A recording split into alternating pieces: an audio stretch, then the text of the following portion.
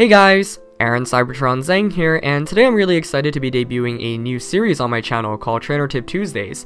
In this series, I'm basically going to cover one topic in VGC and tell you a bunch of things that you should know about it and how I personally go about doing things with that topic. So, as you see, today is going to be about Team Preview, which a lot of you guys have been asking about, so I hope you enjoy it. If you do, please leave a like on the video to show your support for this series, and I'd really appreciate also any feedback and suggestions for what topics you want to see covered in the future. But we're just going to kick it off with a pretty highly requested one. Now, I should give you a disclaimer, this isn't going to obviously cover everything about Team Preview.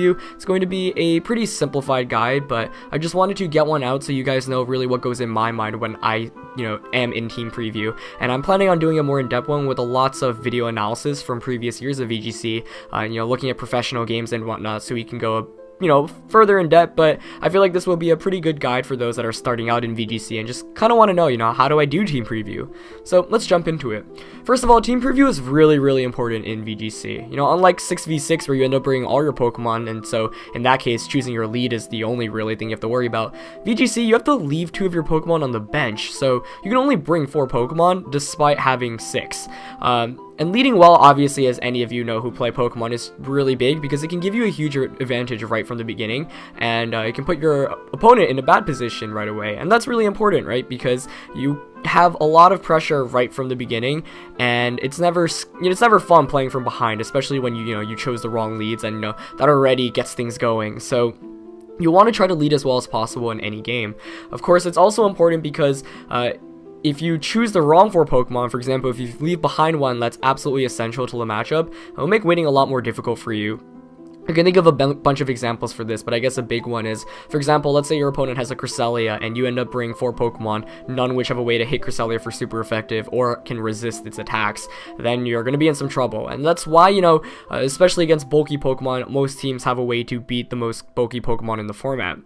Keep in mind that Team Preview really is one of the only parts in Pokemon where everything's completely in your control. Once you go into the battle, your opponent has a lot of control in terms of switching.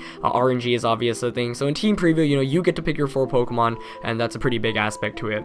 And of course, the time limit is a thing as well, because there actually is a time limit in both, online and in VGC events. So you should really use every second necessary, because if you don't and you choose the wrong Pokemon, you're already playing from behind. And like I said, it's never really fun playing from behind. So this is basically how I go about Team Preview. It's 9 steps, and it may be a bit intimidating, but just bear with me.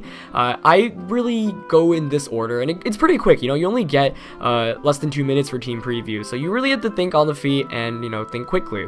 But basically, the very first thing I look at are obviously the 6 Pokemon my opponent has on their team, and then I try to look for a general strategy within that team. For example, is he running a Trick Room team? Because a lot of times it's evident whether it's a Trick Room team when there's a Fake Out user, a Trick Room user, and a bunch of slow Pokemon. Is it a weather team that revolves around Pokemon like Politoed or Charizard, where you have these Pokemon set up the weather and then other Pokemon take advantage of it? Is it a general good stuff team with just really strong Pokemon in like the top 15 of the metagame, like Kangaskhan, Thundurus, Landorus, Sylveon, Heatran, etc.? Or is it a more gimmicky strategy like Perish Trap?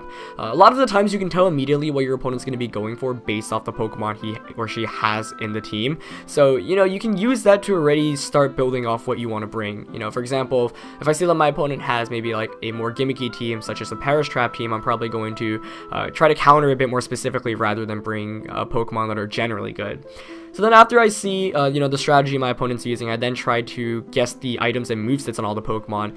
And of course, you're not going to get it right all the time, but it's a good idea. You want to think, okay, what's the most threatening item that my opponent can have, and what are all the possible items that Pokemon can have? Because, once you start thinking about these things, it'll make bringing Pokemon a bit easier. Guessing where the choice items are and where the Citrus Berry is really important. After that, so now I have a good sense of my opponent's team. I look for basically the weaknesses in my opponent's team. What types are they weak to? What Pokemon are they weak to? Are they weak to any types of strategies like speed control? Can I just Thunder Wave everything because my opponent has no way to stop paralysis? If I'm a Spore user, is there a way? Does my opponent have a way to stop Spore? find the biggest holes in your opponent's team, because that's really going to be the way how you beat your opponent, by exploiting his or her weaknesses. And then this is probably the most important point, at least this is how I go about team preview, and of course not everyone does it this way, but for me, I actually find the biggest threat to my opponent's team and pick around that Pokemon. Sometimes it'll be maybe 2 Pokemon, maybe it'll be even 3 Pokemon, but generally I'll have 1 or 2 Pokemon, like, you know, immediately jump out to me, and I say, alright, this Pokemon is going to be the Pokemon that I really have to conserve, because it can give 4 or 5 out of the 6 Pokemon on my opponent's team a lot of trouble, and then, you know, I want to cover that Pokemon's weaknesses. So it's actually very similar to team building in the sense that you build off each one, but that's how I do it. So then, after that, I'm going to look at the biggest threats that my opponent can have to my team. You know, a lot of the times in team preview, you're probably thinking to yourself, wow, I really don't want to go up against that Pokemon, because there are a lot of Pokemon that when matched up against even 2 of your Pokemon can beat it 1-on-2, and that's like the scariest thing.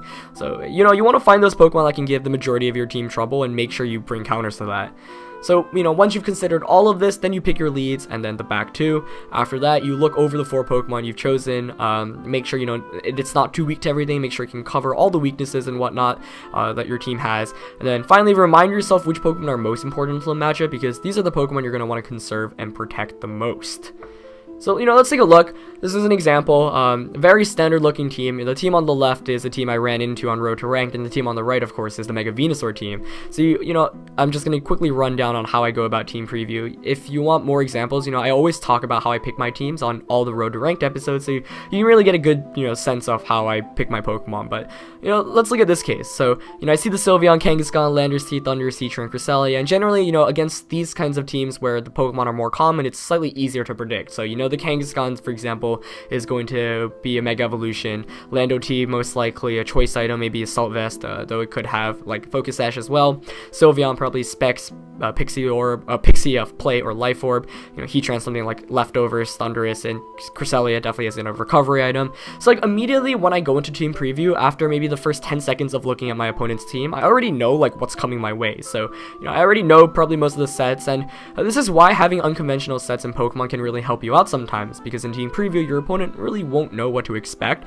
But you know, in this case, I've identified my opponent's Pokemon and movesets and whatnot. So then I'm going to look for, you know, what Pokemon can give my opponent a lot of trouble. And then immediately I think Terrakion jumps out, right? Because Terrakion beats the Mega Evolution on his team, which is one of the biggest threats. It also hits Thundurus for Rock Slide super effective damage, and close combat can knock out the Heatran. So I think, wow, Terrakion's really good, but what beats Terrakion? Coincidentally, the 3 of my opponent's other Pokemon in Sylveon, Lando T, and Cresselia. And how nicely does it work out that Bisharp actually manages to beat all 3 of those Pokemon? You know, Terrakion is a Pokemon that doesn't want to get intimidated, so why not pair up Terrakion with Bisharp? You know, if I lead with that, then let's think about all the possibilities. Especially because I have Quick Guard on Terrakion, which is a nice tech move. You know, if he leads with Kangaskhan Landorus, I can Quick Guard to avoid a Fake Out and just Sucker Punch with the Bisharp. There's really not many leads out there that can really counter that lead. For example, if he leads with Heatran, which threatens Bisharp, Terrakion threatens it with the close combat. So, you know, the synergy here is really important, because you want your Pokemon to help each other out. Whereas, for example, if I led something like Suicune and Gengar, that's a bit scarier, because, first of all, a Thundurus would be really, really threatening to that. Cresselia would be pretty threatening to it as well. And it's the point where, you know, it basically forces me to switch out, whereas Terrakion and Bisharp can put on offensive pressure against anything my opponent has. And of course, this is dependent on your team and your playstyle and whatnot. So, you know, going back into this team preview, I'd probably lead with Terrakion and Bisharp with Venusaur in the back, because Venusaur is really good against the majority of my opponent's team. And for the last one, I'm probably going to keep Heatran out of this one, right? Because my opponent has Landorus T, he's got a Kangaskhan, he's got his own Heatran, I don't really want to deal with that. And Gengar, typically a Pokemon I like to lead with, but it doesn't look like it can do too much here since I'm not leading with it. So Suicune I think actually makes a lot of sense, because Terrakion, Bisharp, and Venusaur can all check Thundurus pretty well. And once Thundurus goes down, Suicune actually matches up very nicely against my opponent's team. So, you know, that's basically the process I would go through in team preview. And of course, if it's a best of 3, things get a bit different, but you want to play as safe as possible in a best of 1 games. So, you know, that is how I would do it in a best of 1, just because it gives me the most amount of options right from the start, and options is important. So, you also have to predict what your opponent will bring when you're in team preview. And, keep in mind, they're also a human being. They will have a very similar thought process to your thought process when in team preview. So he or she will probably be looking for the best Pokemon to bring against your entire team. Try to think from their shoes. Try to identify, what Pokemon they are, going to try to conserve the most because they realize it's the best Pokemon against your team. A lot of the times, especially newer players, they're kind of careless in protecting the biggest threat. So, you want to target down those threats immediately and try to eliminate it. But of course, smart opponents are going to conserve those threats. But just make sure you know what the biggest threats your opponent has are. And in general, it's a bit easier to predict what your opponent can bring if they have, for example, like Mega Evolutions or bulkier Pokemon. Hyper offensive Pokemon are a bit harder to use, but they are brought out when they can sweep through the majority of your team. So if you notice that you're really weak to something like a Life Orb Blaziken or a Specs Sylveon, chances are your opponent's going to bring it, so make sure you have a counter to it, because otherwise it is going to blow through your entire team. So, a couple of examples of popular leads, because the lead matchup, of course, is really important as well. I think leading is really important because it dictates the rest of the game. A lot of the times, people will lead with leads that can set up for the majority of the game, right? So you have Prankster users like Thundurus, Whimsicott, Meowstic, Liepard, that can Fake Out, that can Thunder Wave, that can Swagger, Tailwind, etc. Do all those setup moves. Those are really, really popular. It's pretty rare to see one of these behind, like Whimsicott, Meowstic, and Liepard almost always as a lead. Thundurus, it's a bit more offensive, so it typically can stay in the back, but Prankster users are very, very popular as leads.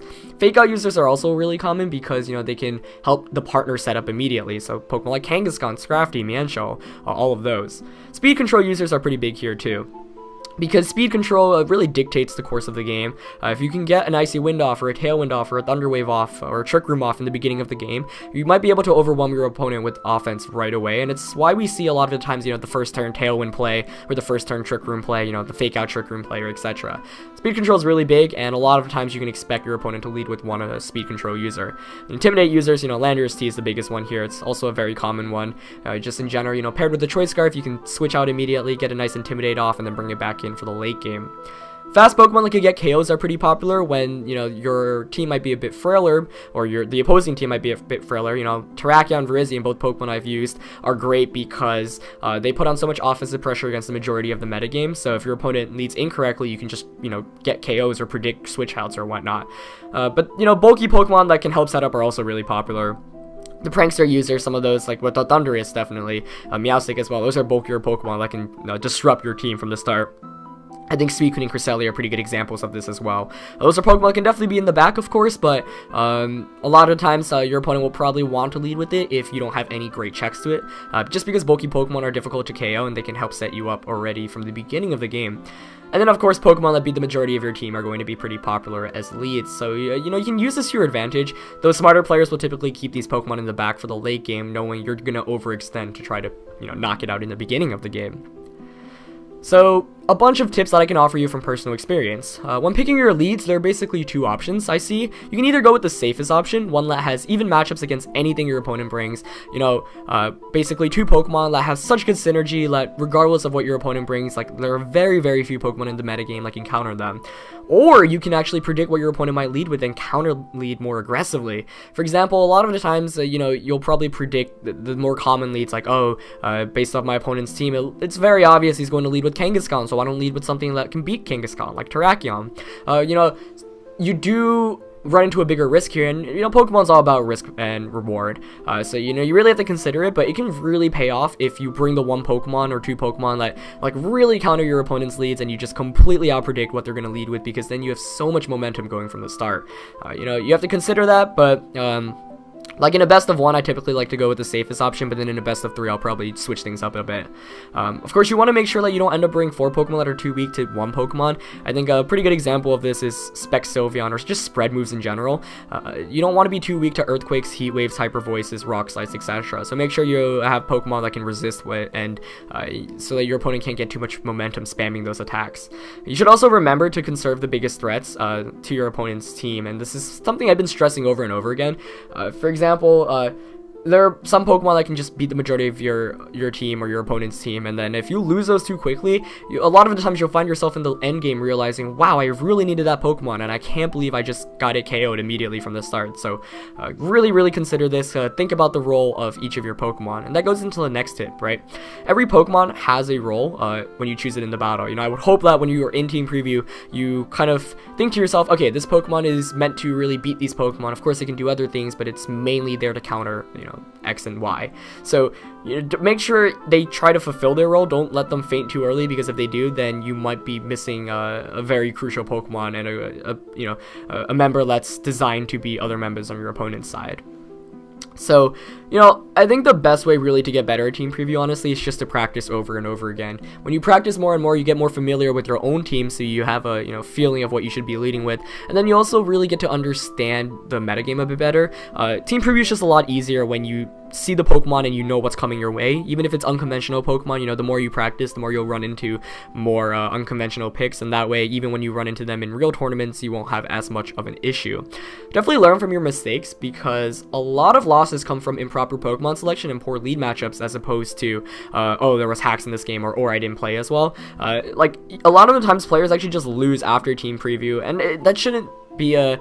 Like, don't let that scare you, because you can definitely win regardless of how bad your matchup is. But the reality is, a lot of players will get down because, you know, oh, they're like, oh, I chose the wrong Pokemon, and then they feel like, well, first of all, it hinders you because you have to play out of your mind if, you know, the matchup isn't good. So that's why it's really important to make sure you have a well-rounded team. You know, sometimes a Pokemon will be really good against half your opponent's team and really bad against the other half. So once again, this goes back into risk versus reward. You know, remember, just ask yourself, is it worth bringing this Pokemon? Can I see myself in a position where I can have this Pokemon out against two Pokemon that it beats? Or do you think, is it such a big threat that my opponent's going to end up bringing multiple counters to it? These are things that you really need to be asking yourself. And finally, I think this is probably the most important thing I can offer you, is always consider the end game, because your opponent will often keep his or her ace in the back to really close up the game. What I mean by this is, like, a lot of the times you'll maybe see 3 Pokemon cycle throughout the course of the match, and then you won't know what the 4th Pokemon is, and that's a very smart tactic, right? Because your opponent is really keeping you on the edge. You don't know what the last Pokemon is, which makes playing a lot harder. It makes predicting a lot harder. Just because once you know all 4 of the Pokemon your opponent brought in the game, predicting switches is so much easier. But what I mean by consider the end game is, it goes back into the fact of don't lose your important Pokemon too early, because a lot of times your opponent might actually conserve the best Pokemon for last and use it to clean up the game. I think a pretty good example of this is actually at the 2013 World Championships, where I didn't know what my opponent's last Pokemon was. This was in the top 8 in Game 2, and it was basically his last Pokemon. I knocked out 3 of his Pokemon. I had a Heatran out, and if it was a Scizor or Cresselia, which neither I had seen in the course of the game, I was gonna win. If it was a Garchomp, I was gonna lose. So I was like, okay, I like my odds here, but my opponent was smart enough to conserve the Garchomp the entire game, knowing I'd have Heatran in the end game. So things like this is what I mean, you know. Your opponent a lot of times will be smart and conserve the Pokemon for last, so keep that in mind. But that's basically it. You know, it's not exactly the most nuanced guide for team preview, but I think it gives you a couple of important tips and things to consider. Like I said, I will be actually doing more in-depth analysis of previous VGC games, really. I'm probably going to be looking at how did these top players choose a Pokemon, you know, what they did right, what they did wrong or not. Yeah, and I want to use some actual video footage, but I think this would be a good way to, you know, get your feet wet with team preview and at least try to help you improve. So I hope this was helpful. I hope you enjoyed this series. There are going to be many more videos like this, so if you enjoyed it, please leave a like, give me any constructive criticism, feedback, and whatnot. Anyway, that's it for this one, guys. If you did not watch Road to Rank, definitely go check that out, and I shall see you tomorrow. Alright, peace.